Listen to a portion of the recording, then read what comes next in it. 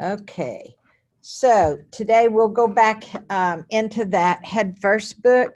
And so I think what I move all that MindTap to the Monday after Thanksgiving, right? That's when it's due, I believe. I'll look at that again and make sure.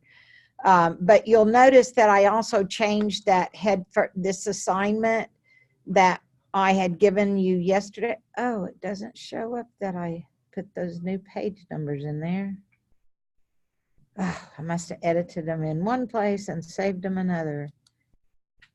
Because this was actually on the one that you submitted, but you all did it right. I don't know if my other class did.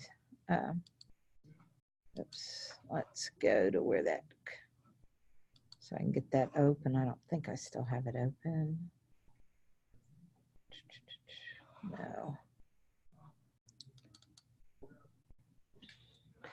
So this was the page it was supposed to be on. This is 119. That was the one that we did in class. We got to there, and then the file contains more than numbers, and so we didn't get to this part, but you all used it in your program that you were supposed to submit.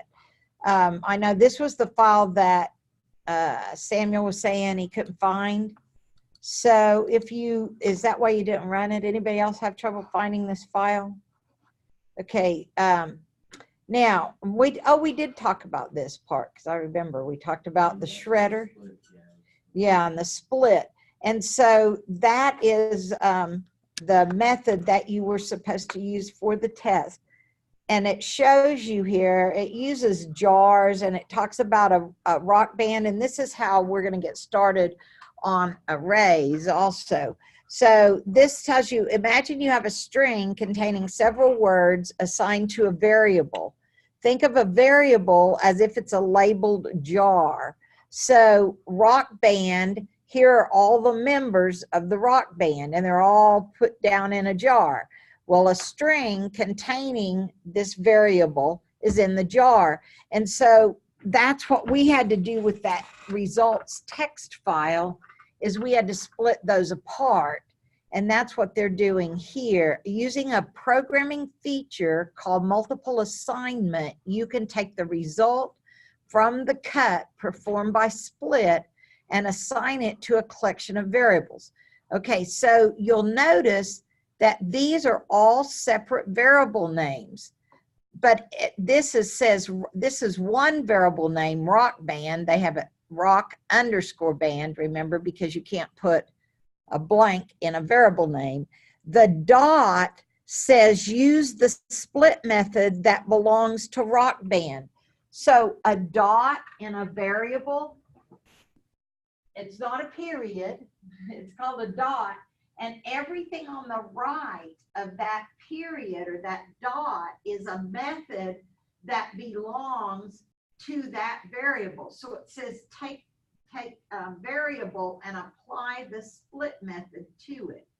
So that's what they did, and when they apply it to it, then they put what splits off first into here, what splits off second into here, what splits off third into here, and what splits off fourth into here. So if they didn't have enough variables named over here, then what would happen is it would not put one in a spot.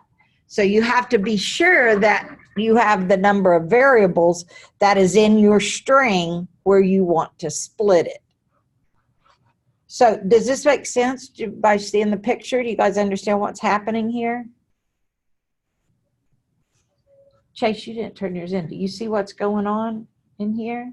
Because you need to ask questions. If you don't understand, there's somebody else in class that doesn't understand. So if you're not, if you don't get it, and if you can't see this, be sure you're pulling this up on your computer. So each of the return values from the split method.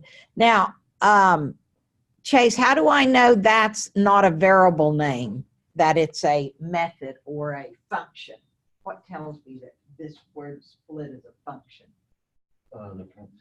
Right, the parentheses after it. Very good. So that's how I know this isn't just a variable name, it's a function.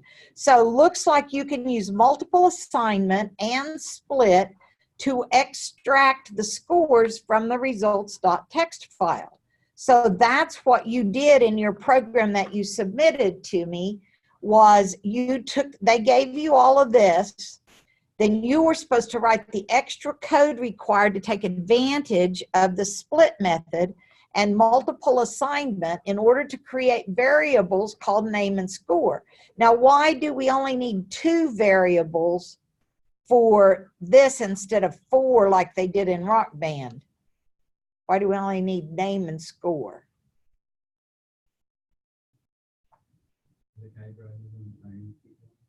Right, and how many, what file, in our file, we have how many splits in our string?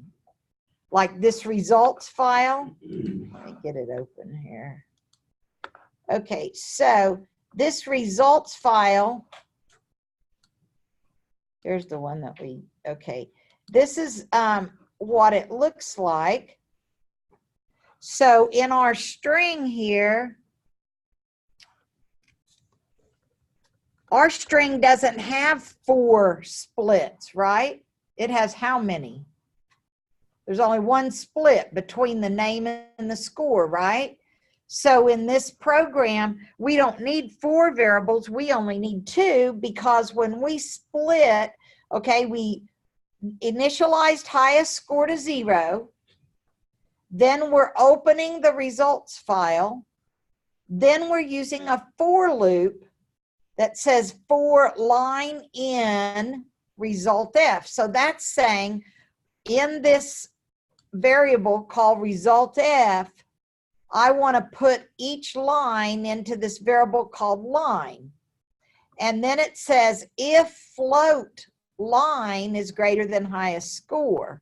So highest score is equal to float line, and result, close the file, and then the highest score was. So it's only going to go through it 1 time, isn't it?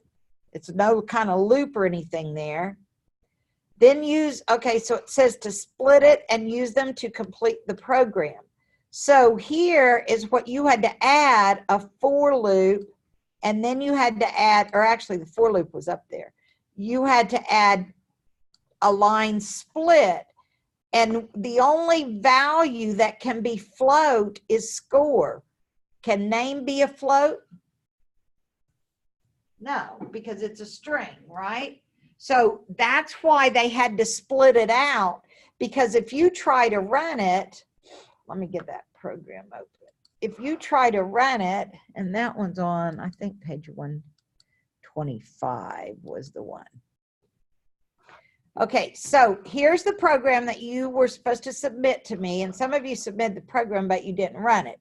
So here, if we, let me show you something. If we comment this out, because this is how it was first, and I think it said float line, and so this would say float line, right? That's how it was before we used the split, right? So I'm going to save this one as, I'll just say page 120 or something, I think it was. That was before we knew the method. Okay, so if I try to run it, what's going to happen? Anybody know before I do it? What do you think is going to happen? If I say float line, highest score equals float line, and I didn't split it, I didn't run the split or anything. It's going to give me an error, good. Because name is not float, right? So it's saying could not convert string to float. Okay, so that tells me, okay, so I'm going to have to do something to split that name off of there before I can determine what the highest score is. So here it's going to keep reading each line in and transferring it over if it's less than the, okay, this one, oh, I didn't change it in the rest of it, did I? Okay, this has to be score, and this has to be score. I think I got them all now. File, save as, and this one is, oh, well, it didn't matter. That one's, okay, so here we go. Let's run it now. The highest score was 912, is that right? Okay, but you notice that at the end, if we hadn't have printed these out, which it's really not supposed to have that in there, if we hadn't have printed that out, we wouldn't know, I run it again, other than we know what's in the text file, but it would run and it would give us the highest score, but we don't have a name attached to it, right? So if we had 100 in our text file of names and their scores, and we ran it and we determined which number was the highest score, we wouldn't know who it belonged to, right? Because we split it out. We split the name out. So let's see what we can do. Anybody read ahead? Anybody done the next part? No? You got rid of it? Okay. So first, before we go and attach the names, we want to know who second and third place is. So we want to know the highest score, the second highest, and the third highest out of that results file. So we need the top 3 scores. So here is the pseudocode for tracking 3 scores. This is not real Python code. It's what programmers call pseudocode. So this is their pseudocode. I don't usually have you put that many words in there. But this is saying set the highest score to 0, set the second highest to 0, and the third highest to 0. So they're going to have 3 variable names here called highest score, second highest, third highest. And we have to initialize them all to 0. Now, we did a program like this in MindTap. Remember, largest to smallest? And we did some if-else's in there and elifs. This says if the score is greater than highest score, then set the third highest to the second highest, set the second highest to the highest score, and set the highest score to score. So it's moving each one down 1, right? Otherwise, if the score is greater than second highest, then set the third highest to second highest and set the second highest to score. So we're not doing anything with the highest, right? Because it was greater than the second. Otherwise, if the score is greater than the third highest, then you just reset the third highest and leave first and second alone. Does that make sense? So if we were doing it manually and we were looking at, let me find that file again. That's not, oh, there it is. Okay, so if we were looking at this file and we were just doing it manually, okay, I'm going to come over here. Let me set up a note here so I can put it on the screen. Come on. It's not letting me see it. Okay, notes. Okay, so I'm going to put a, get rid of this stuff. All right, so here I want to say if I was doing it manually just in my head and I was going one at a time down through here, the first one I read is going to be set to highest, right? If that's bigger. Because the first one I read, I've got highest, I'm going to, so I don't have to write it all out, but to say highest is equal to, because I'm not going to be able to see these others. And so the first time through, this would be the second, and this would be the third. And so right now, that one's equal to 0, first time through, this one's equal to 0, and this one's equal to 0, right? So first time, I'm going to read Johnny's 8.65. So I'm going to read that line in, and 8.65, which does it go to?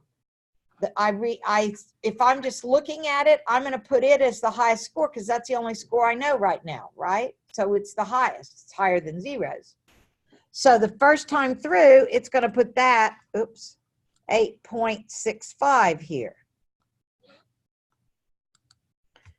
Okay, next time through, I'm going to read the next one score, 9.12.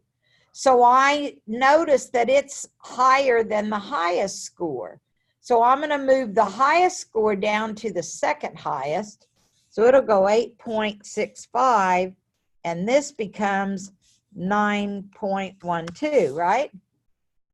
So then I read the next one, 8.45. Well, it's not higher than any of these, so I'm going to put it down here, right? Next is 7.81. Well, it's not higher than any one of these, so I'm going to drop out. Next one, 8.05.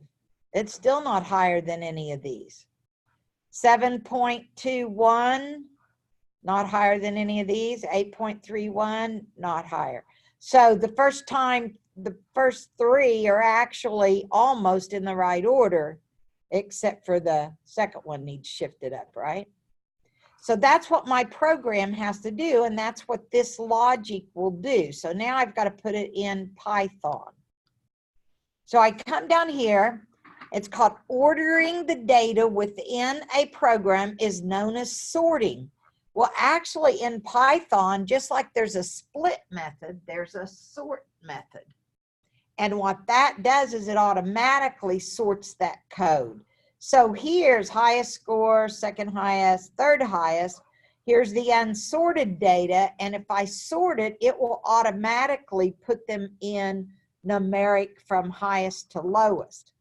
But how do you sort or order data? Sorting sounds tricky. Is there a best way? It's easier in memory. So keep the data in files on the disk. Computers can store far more data on disk than they can in memory. See, there's a difference, if you remember, in the hardware between your storage and what's in memory. What's in memory, when you turn the computer off, it goes away. But what's in storage, if you saved it to your drive, it stays. But it's easier, it's faster. You know how when you buy a computer, you had to decide how much RAM to put in it? That's the memory. Like when it's a gigabyte of RAM, 3 or 4 gigabytes of RAM. When I used to do computers, it had 8K of RAM. It's very slow. But storage, you may have a terabyte of storage where you store all of your programs. But when you open it up and run it, it runs in memory. So keep the data in memory. Data is much quicker to access and change if it's stored in memory. So here it's saying you need to move the lines of data in the results.txt file into memory before trying to sort it. So you have lots of lines of data, so you'll need lots of variables, right? Do you have a big cupboard? Because that's a lot of jars. So you're going to have a problem if you attempted to move all those lines of data into the computer's memory.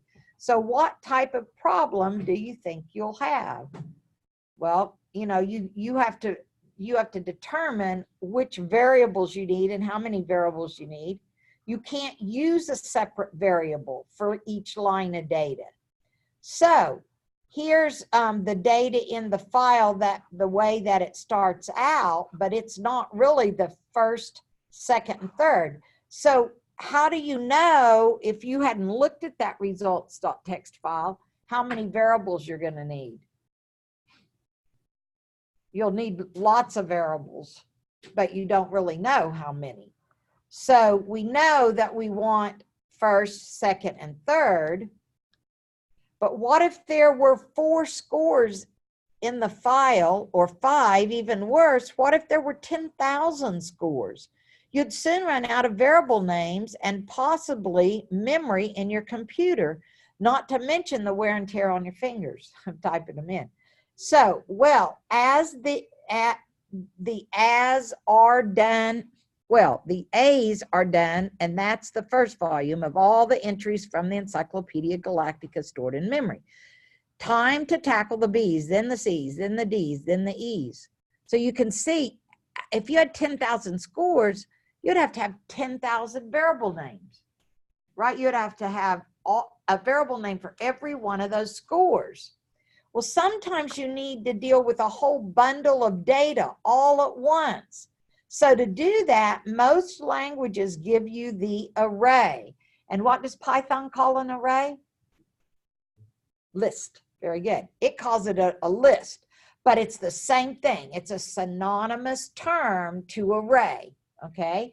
Because a lot of languages call them arrays. C++, C#, Java, they call them arrays, but Python calls it a list. Now, have any of you watched that video yet on list and that the guy does with the ball cap on? Okay, Jamie did. So he calls sometimes an array and sometimes a list, I think, because that's what John, who isn't here today, told me earlier.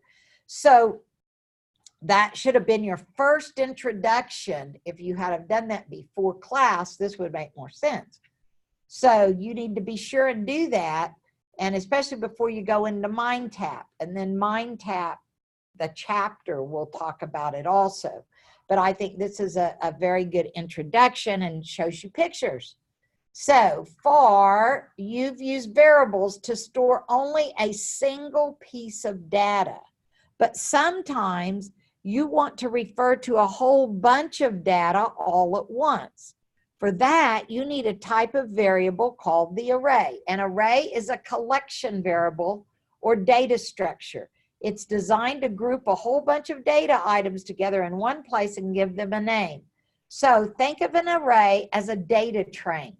Each car in the train is called an array element and can store a single piece of data.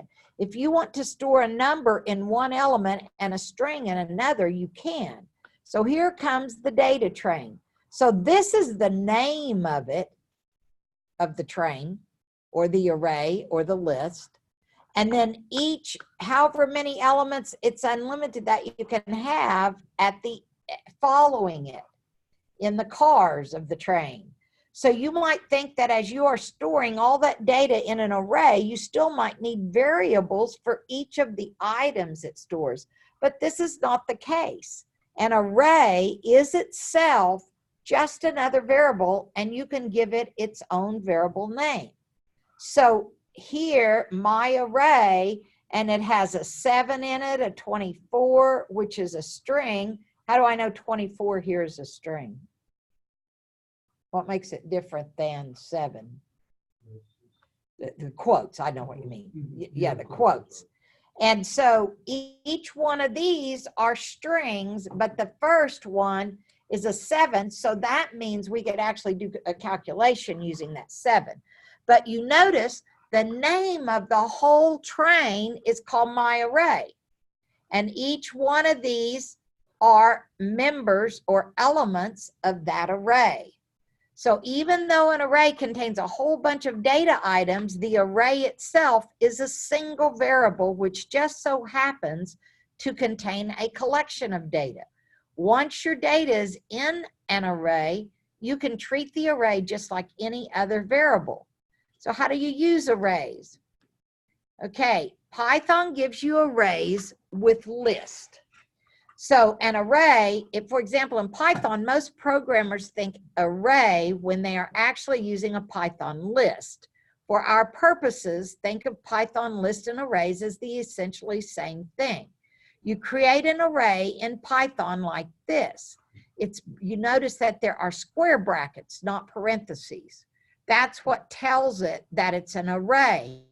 That's how Python knows that my words is not a single variable, but it's an array name because it's got values listed in brackets. So Python coders typically use the word array to more correctly refer to a list that contains only data of one type, like a bunch of strings or a bunch of numbers. And Python comes with a built-in technology called array for just that purpose. However, as lists are very similar and much more flexible, we prefer to use them, so you don't need to worry about the distinction for now. If you took advanced script or advanced Python, you would find out there may be a difference between arrays and lists. But for this class, list and array, like when it talks about array in your MindTap book, is the same as a list in Python, okay? So you give it a name. This creates a 2-item array and gives it the name My Words. To look at individual items in the array, index the element. So you'll notice that the first element is always 0. We used to think of 0 as not a number, right? But in an array or a list, it's always the first element. So the second element is referred to as index 1. So if you wanted to refer to My Words sub-0, it would be dudes. See, when you say here, print My Words sub-0, it prints dudes. Print My Words sub-1, it's going to print and. See that? We're going to do that here in a minute so you can see it. You can read individual pieces of data from inside the array using an index, just like you read individual characters from inside a string. Remember, at the very beginning of the semester, I think it's chapter 2 in this Head First book, we went out and collected HTML from a web page, and we would go through each character in the string until we came to the number that we wanted. And so that's what we do here. Arrays can be extended. Like you can add another one with a method called append. Append means add. That's all it means, add to. And it's a method because it's got the parentheses after it. So if you say My Words dot append Betty's, then it's going to put another index at index 2, and it's going to add, it's going to append Betty's there. So you can append to it. So here is highest score. We're going to rewrite this program so that each time you need read a new score, you're going to append it to the end of an array called scores. Then you're going to amend the code to print out the first 3 scores in the list. So look, up here at the top is what we already wrote. We want to create an empty array of scores. And so the way you do that, okay, let me go to the next one. This page 133. Oh, I guess I didn't do this one. I thought I did. See how this one's different. Oh, okay. So what we're going to do is we're going to take that one that we just had open. Where's it at? Right here. And on this one, we want to make this score an array. So in order to do that, at the top where I initialized highest score, oh, I think this is the wrong one because it's got to have, no, it just has highest score, doesn't it? Okay. So what we're going to do now is we're going to make it an array. And so in order to make it an empty array with nothing in it until we read in the file, we simply say scores equals brackets. Now, there was some people that I hope watch this test that, or I'm sorry, this video, thank you, that I hope, that I think were in the online class that used a list in test 3 to store the GPAs. Well, there was a couple of them that theirs would have worked, but they didn't initialize the array. They didn't tell Python that this is an array, okay? So if you leave this statement out and you try to put something in it, it will say it doesn't exist. Just like, remember, at times you have forgot to initialize, say, the subtotal for when we were doing average. You have to initialize it. So that's what they did here. And then they added this that says scores dot append float score. So we're going to go in here and we're going to use the append, and we're going to say after we read it in, we're going to say scores dot append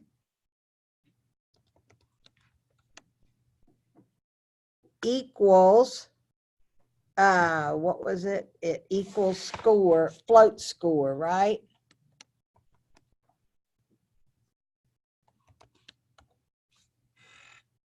I think that's how we did it. Is that right? Oh, we didn't actually put in equals. All you have to do is do the append.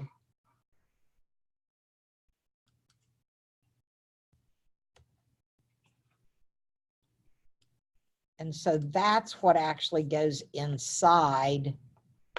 And I don't need, yeah, I do need to. So what that's saying is pass this score into that built-in function append and append it to my array called scores. So the first one I read in from that results.txt file is going to go into the 0 index of scores, right?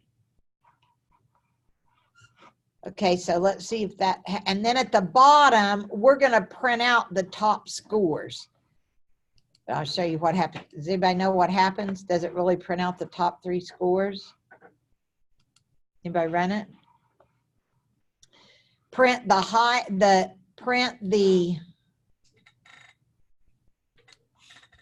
top 3 scores, print highest score. Wait, I have to do something else.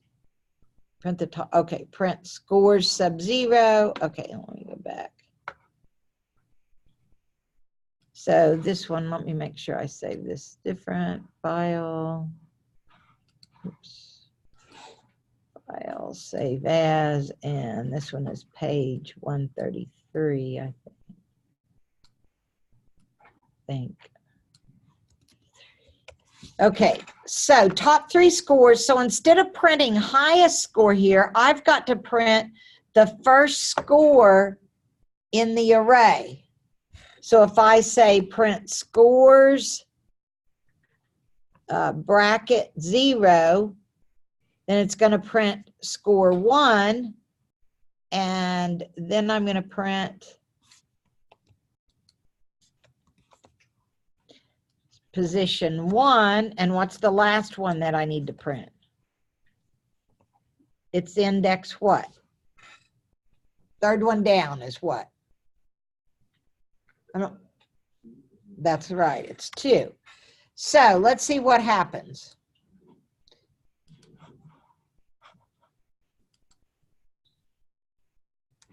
Okay, it printed. Are those the top 3 scores? Is it printing them in the right order? No, because it just printed them in the order that they were in the file, right?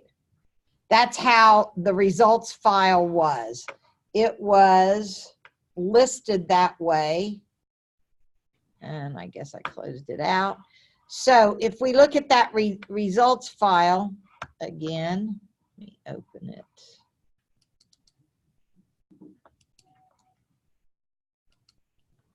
So there it is. So it did print the first 3 scores, just not the top 3 scores. So what did we read about before the array that we could do to our scores to get them in the right order? Well, we split name and score, right? But what did we do to get that list of scores in order? Told you there was a method up here to use. And you do it in memory. Good. Sort. Okay. So we're going to use the method sort. Where'd it go? And now we're going to sort we're going to sort our array before we print it out. Okay? So let's see how we do that. There's just a sort method. So down here, there we printed them out. Here's what we got. That wasn't right. So we're going to sort the array before we display the results. The boxes in the array are stored in random order. See how they're all mixed up if you were just looking at it as boxes. And when you sort them, you're going to have it from the largest to the smallest.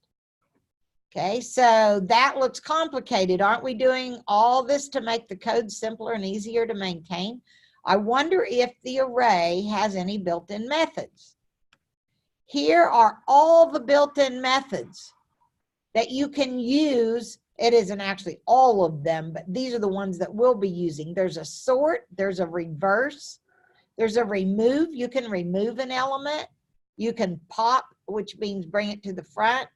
You can insert one. You can have it give you the index, look for an item and returns its index value. Extend it, removes, these are different things that it does. You can count.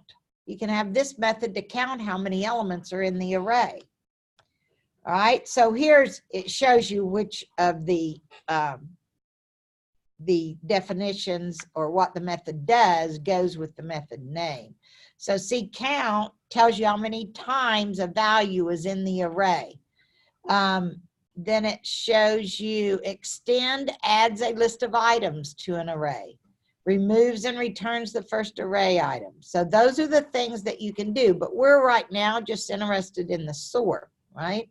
So we want to sort the scores from the highest to the lowest. So we're going to put that missing code right here. We're also going to reverse it because when it sorts the scores, the array is in memory, but it's not in the order you need it sorted. And then it sorts, and these two method calls will sort the data into the required order. So when it sorts it, it's actually going to sort it from the lowest to the highest. And so if you do reverse, afterwards it'll flip it. Okay, let's see if that works. We'll do it both ways. So it was very simple to sort an array of data using 2 lines of code, but it turns out you can do even better than that if you use an option with the sort method. Instead of using these 2 lines, you can actually say scores.sort reverse equals true, and you don't have to actually call 2 methods. It will reverse it automatically. So this one is on page, let me make sure where I get the right one, 141. Okay. So this one, oops, how did I get out of that?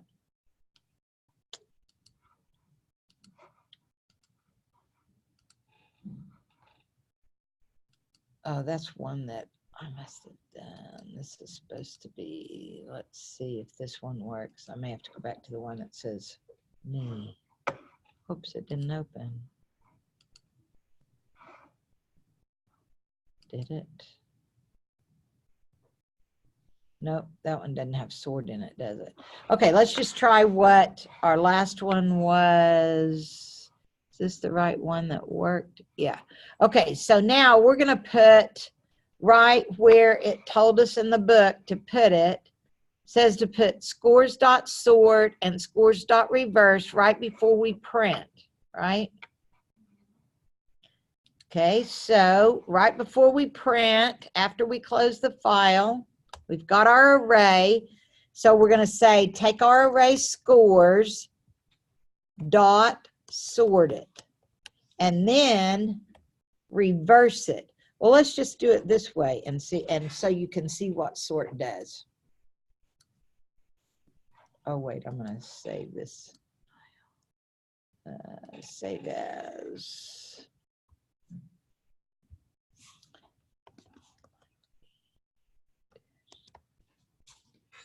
Okay, so we're going to run this one. And it did print the top 3 scores in reverse order, right? those are not the top 3 scores actually. So it went from the top down. So that's the least, next least this, so it's upside down, right? So now if I say scores reverse,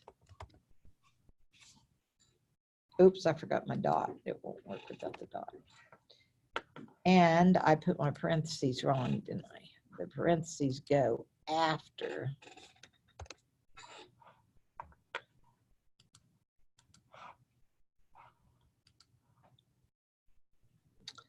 That looks better, right? Okay, now what do you think happened with the names? Do you think they sorted with the numbers? No, they didn't. Yeah, split them. So they're still in the original order. So the wrong name will be by the highest and the second highest and the third highest scores. So let's see what we can do about that. Nobody knows which surfer got which score. We know who the first one is. You somehow forgot the surfer names. With your rush to catch some waves before the light is gone, you forgot about the other piece of data stored in the results.txt file. You forgot to process the names. Once you've thought about this problem, turn over to chapter 5. So we don't learn in this chapter how to sort them. There's something that we may or may not get to. You can look at it, but it's a little harder. It's called a hash. That's what you do in Python to get them to sort together. But we're not going to need that for your problem that you're going to do in this class. But that gives you, at the end of the chapter, the things that you learned in this chapter. And that's what you all have to do. See, hashes and databases are a little tougher. Sometimes we get to it and sometimes we don't, but this is a hash where it talks about a hash. All right, so I think I have you do one more in here. Let me see. Go back to home here. So in module 4, I told you to do that one. Head first is the one that we did Monday. Then this is the video of the guy. So you need those 2 done by tonight. What was the date on those? Monday. It was Monday on both of those. Okay. So hopefully people did this. If you didn't, you'll put it in, but it'll be late. Okay, then this, I think I changed the date on, oh, this one you should do. Let me see what that one is. Because we just did it, and I don't know what date I put on there. Oops. Let me get back to grades, but I'm going to pause this here. Okay.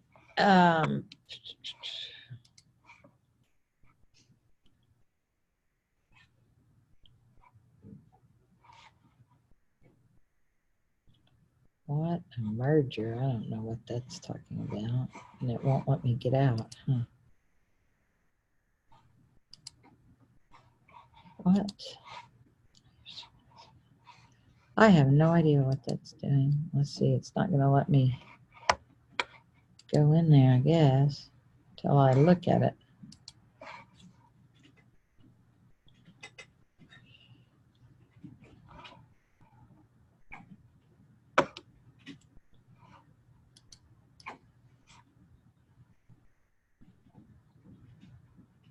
Okay, so down here under arrays, I need to go in and fix the code.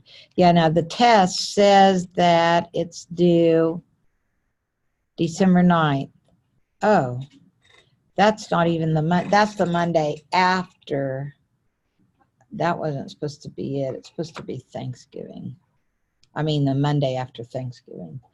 Okay, so let me go up here and fix this too. And then I'll talk about it here. This one, this one. At least there's not as many this time.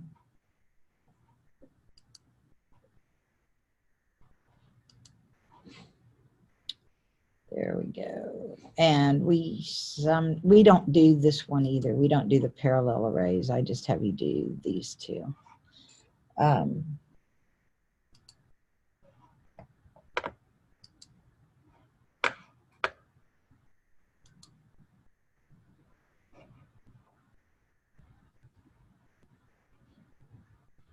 Okay, let's see if that fixed it. Yeah, there we go.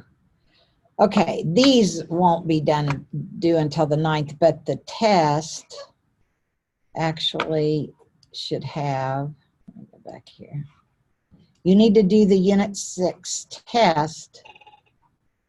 The due date is actually the 2nd. I think that's when we come back. So I will actually get to remind you on that Monday, but that's the part. Yes. Okay, I did want to talk to you. Because like there are a lot of the scientists that don't know that you're saying this shit because they have a grade on it. Oh, in the MindTap stuff? Well, no, on campus. Like it adds all to your grades. Because they're late. Whenever it's just missing whenever they're late. I like they're behind. Because when she tells us, she gives us time on the test and stuff like that. Canvas automatically tells us it's missing. Even though you did it before her time. Yeah, it's crazy on there. I wasn't talking about the test because the tests are fine.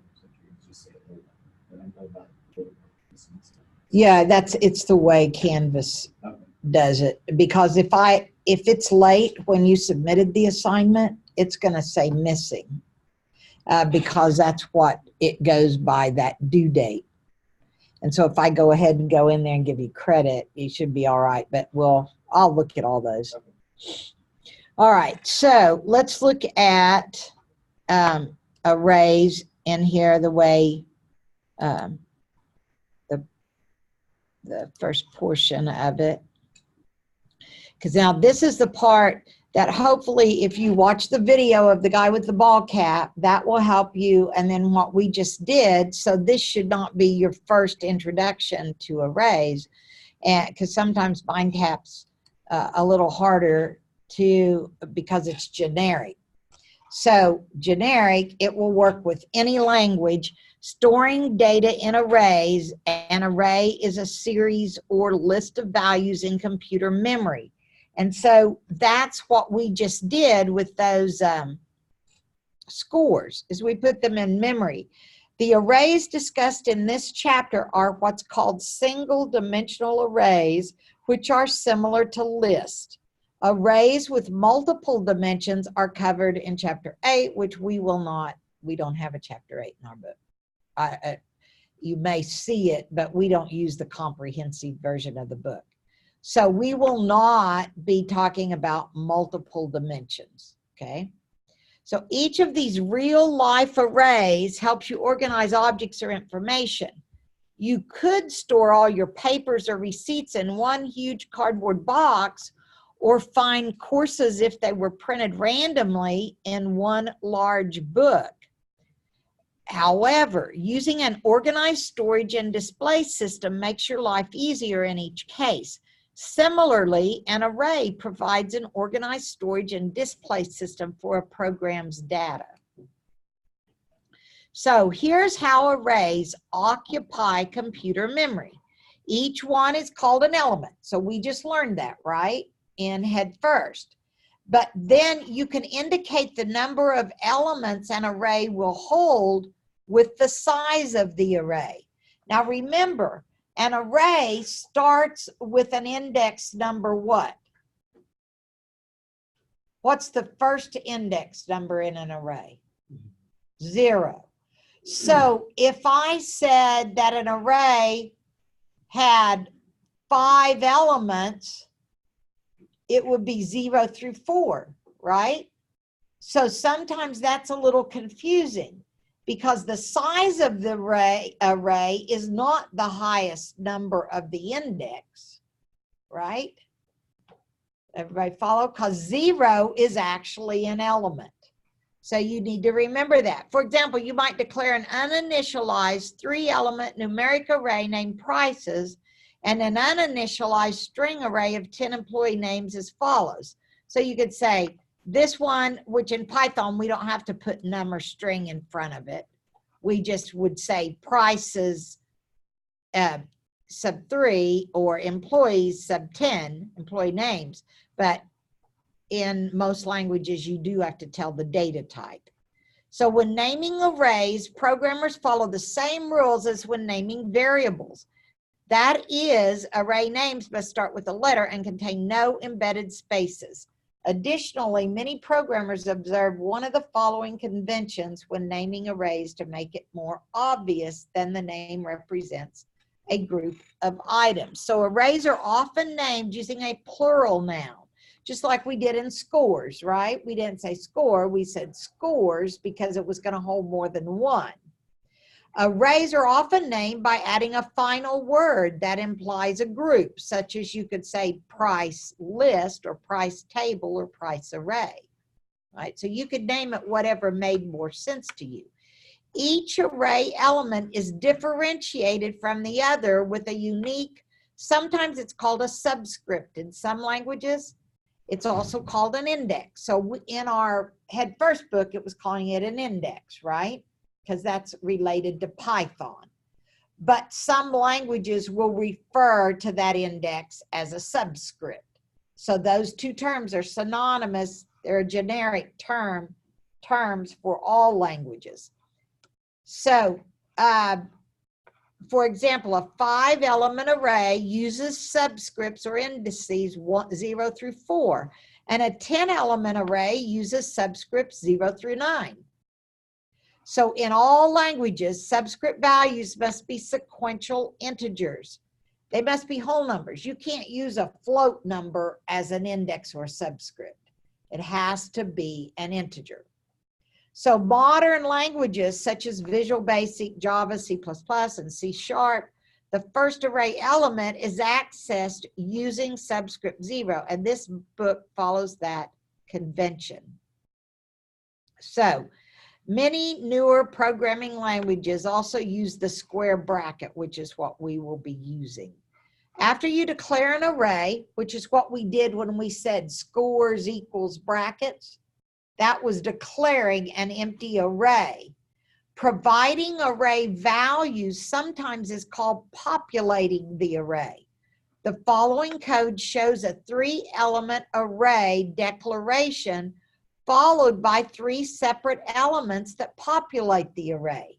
So if we initialize the array, and in Python, the declaration would be prices equals bracket 3. But in pseudocode, you would just simply say the declaration is, I have an array called prices that has 3 elements. So element 0 has $25 in it, element 1 is equal to $36.50, and element 2 is equal to $47.99. So if I say to show in memory what that is, it's saying at position 0 is $25, at position 1 is $36.50, at prices 2 is $47.99.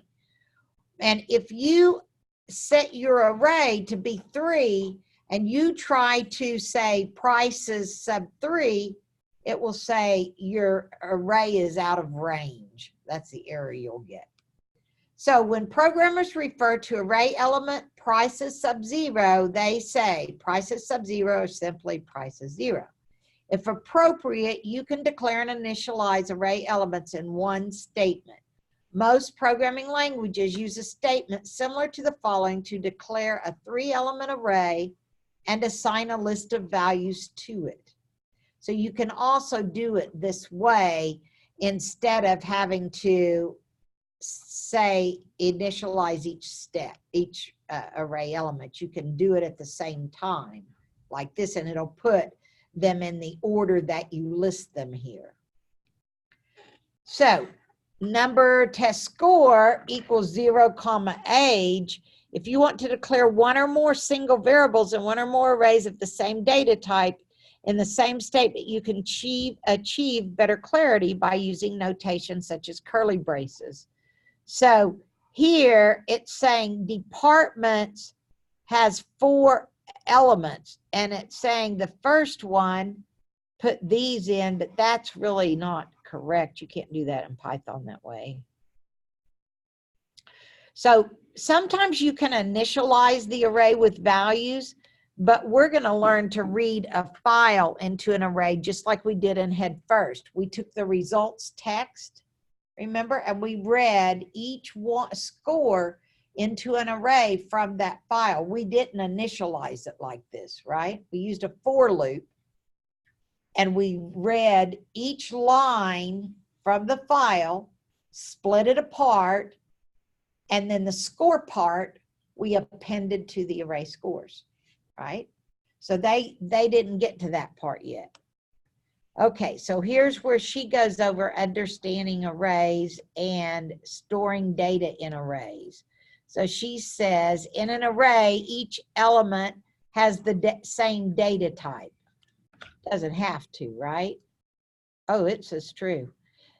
You remember that in Head First, it let us put a string and an integer, but normally you don't do that because you wanted all of those scores to be pieces of data and not strings, or you wouldn't have been able to read them. So the rest of these are false, right? Each array element is accessed using a subscript, which can be a number or a string. What does every subscript or index have to be? A number or a string?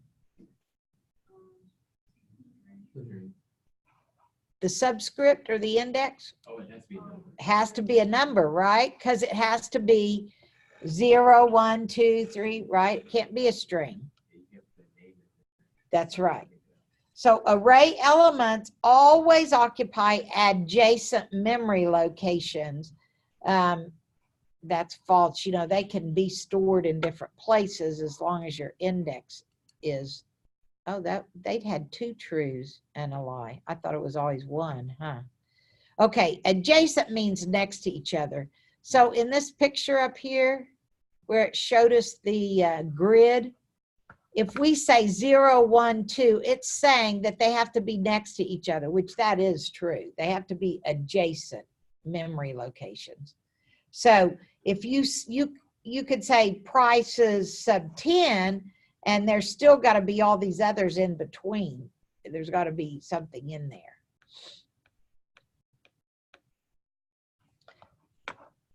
Okay, so what I want you to do is finish reading this and take that test. We're going to cover this chapter we're going to finish covering it on Monday when we come back from Thanksgiving. And you probably won't remember anything we did today anyway. So try to, before you come to class, read that chapter and kind of refresh yourself, or at least read Head First where we did it, so you can remember what happened to array. Everybody got big plans? Who does Thanksgiving at their house? Anybody? This year I will. This year you will? Mm-hmm. At your house? Your parents? Well, it'll just be because we don't have family that lives in, because I'm from Dallas. So You're from Dallas? Yes, I'm from Dallas. So I'll go home, but we don't have any family that lives in Dallas. All of our family, the closest family we have is in Atlanta. Atlanta. That's where my husband was from, Atlanta. He lived there behind Fulton County Stadium growing up. Okay. Anybody know what that is? I've seen them before. That was the original Atlanta Braves stadium. Right. Now they've Yeah, had 3 more. He got to play in that field because back then they didn't care. They'd just let you go in there and play. Yeah. So anybody else have any big Thanksgiving plans? Anybody going across country? No? Everybody else live here? Anybody else not live here besides Ty? That's some people that are coming. They're coming down. Where do you live? Oh, I live in Shawnee. But my uncle James Bond, he's at a church in Stroud, First Baptist Stroud. So You're going to James Bond. Yeah, because he's Joseph Bond, so his uncle's name is James Bond. That's pretty good. I bet he had a lot of problems growing up. Isaiah, did you say you go somewhere else? No, no. All right, everybody. What do y'all fix anything special for Thanksgiving? Like, do you have a dish that just your family does? No. Anybody ever have homemade noodles like they roll out? You do? You do? Do you make them? You make them yourself? I had to learn to do it when my kids won't do it. They say, "How do you do it?" Well, I just do a little of this and a little of that, and they don't like that. How do you write it down? Right. Say, write it down. But that's how my mom taught me. I'd say, how much water? Oh, a half an eggshell. You know, she cracks the eggshell, half an eggshell. Well, I said, well, eggs are different sizes. You know, so that's how she